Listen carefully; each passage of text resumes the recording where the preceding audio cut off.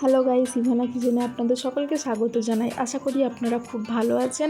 আজ আমি আপনাদের কাছে মিষ্টি রেসিপি নিয়ে চলে এসেছি, হৃদয়হরণী মিষ্টি আর পান্তুয়া। হৃদয়হরণী মিষ্টির আমি একটা নতুন নাম দিয়েছি অ্যাডাল্ট মিষ্টি। দেখতে কতটা সুন্দর দেখুন, লাভের মতো। এই রেসিপিটা আমি আপনাদের সঙ্গে শেয়ার করব। আপনারা ভিডিওটা স্কিপ না করে পুরোটাই দেখতে থাকুন, আশা করি ভালোই লাগবে।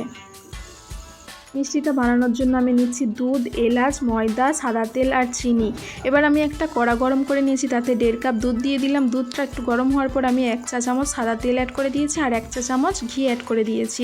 এটাকে এবার ফুটাতে দেবো। আমি ফুটে গেছে, এবার আমি ময়দা দিয়ে দেবো 2 কাপ। 2 কাপ ময়দা দেওয়ার সঙ্গে সঙ্গে এটাকে ভালোভাবে নাড়তে হবে। একটু দুধ কম পড়েছে, এবার এতে আমি একটু দুধ দিয়ে আবারও ভালোভাবে নাড়াচাড়া করে নেবো। ডোটা একদম রেডি হয়ে গেছে, এটা আবার একটা পাত্রে ঢেলে নেবো। এটাকে 3 থেকে 4 মিনিট ভালোভাবে মাখিয়ে নেবো। আমি হাতে তেল মাখিয়ে নিচ্ছি যাতে আমার হাতে না জড়িয়ে যায়। এটাকে খুব ভালোভাবে মাখতে হবে। দেখুন একদম মাখানো রেডি হয়ে গেছে। এবার এটাকে আমি 5 থেকে 6 মিনিট চাপা দিয়ে রেখে দেবো। এবার আমি একটা পাত্রেতে 3 বাটি জল নিয়ে নিয়েছি আর 1 বাটি চিনি নিয়ে নিয়েছি। চিনিটা দিয়ে এবার এতে আমি 2টো এলাচ দিয়ে দিচ্ছি মুখটা ফাটিয়ে দিলে এর খুব সুন্দর একটা গন্ধ বার হয়। এবার এটাকে ভালোভাবে গুলে নেব। গুলানো হয়ে যাওয়ার পরে 2 থেকে 3 মিনিট ফুটিয়ে এই চিনি শিরাটা একদম রেডি হয়ে যাবে। আমি যে ময়দাটা 5 মিনিটের জন্য রেস্টে রেখেছিলাম ওটাকে ভালোভাবে মাখিয়ে নেবো। মাখিয়ে নেওয়ার পর ওটার একটা লেচি কেটে নেবো। হাতে তেল মাখিয়ে ভালোভাবে লেচিটা কাটবো। ছোট ছোট লেচি হবে, খুব একটা বড় হবে না। ওটাকে এবার গোল গোল করে একটা শেপ দিয়ে দেবো। দেখুন সবকটা আমি এরকমভাবে গোল গোল করে কেটে নিয়েছি। এবার এটাকে আমি রুটির মতো বেলে নেব। রুটির মতো বড় করে বেলতে হবে আর পাতলা করে বেলতে হবে।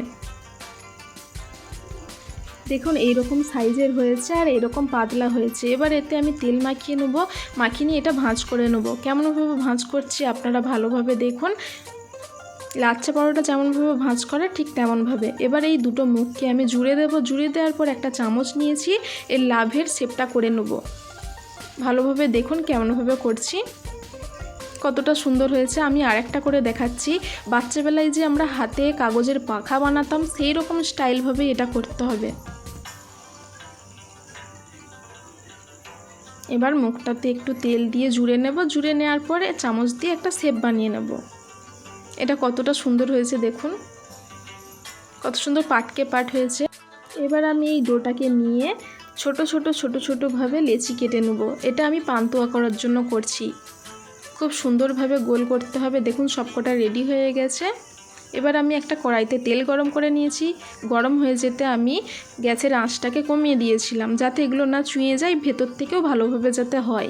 এবার এগুলোকে হালকা নাড়াচাড়া করার পর এগুলো এক পিঠ হয়ে গেছে। এবার এগুলোকে উল্টিয়ে দিচ্ছি। এটাকে ভালোভাবে লাল করে ভেজে নিতে হবে। এবার ভাজা হয়ে গেছে, আমি চিনি শিরাতে এগুলো সব দিয়ে দিচ্ছি। এবার আমি যে পান্তুয়া শেপ করে রেখেছিলাম ওগুলোকে তেলের মধ্যে ভেজে নেব। এইখানে মাথায় রাখতে হবে পান্তুয়াগুলো তেলেতে দেওয়ার সঙ্গে সঙ্গে এগুলো উল্টে দিতে হবে, নাহলে এক পিঠ চুঁয়ে যাবে, এক পিঠ সাদাই থাকবে। দেখুন নাড়তে এটা লাল হয়ে গেছে। এবার এগুলো রেডি হয়ে গেছে, এগুলো চিনি শিরাতে তুলে নেব। সবকটা ভেজে রেডি হয়ে গেছে। এটা আমি 1 থেকে 1.5 ঘন্টা এই রসেতেই ভিজতে দেবো। দেখুন একদম রসেতে টইটুম্বুর হয়ে আছে, পুরো ভেজে রেডি হয়ে গেছে। এটাকে আমি একটা প্লেটে সার্ভ করে নিয়েছি। এটা আমি টেস্ট করে দেখব কেমন হয়েছে। এটা অসাধারণ হয়, এতে যেহেতু ঘি দেওয়া থাকে তাই জন্য এর টেস্ট আরও ভালো হয়। আপনারা অবশ্যই এটা বাড়িতে বানিয়ে খাবেন, খুব সুন্দর টেস্ট হয়েছে এটার। আমার ভিডিওটা আপনাদের কেমন লাগলো অবশ্যই কমেন্ট করে জানাবেন। যদি ভালো লেগে থাকে তাহলে অবশ্যই একটা লাইক করে দেবেন। সকলে ভালো থাকবেন, সুস্থ থাকবেন। দেখা হচ্ছে পরের ভিডিওতে। Thank you.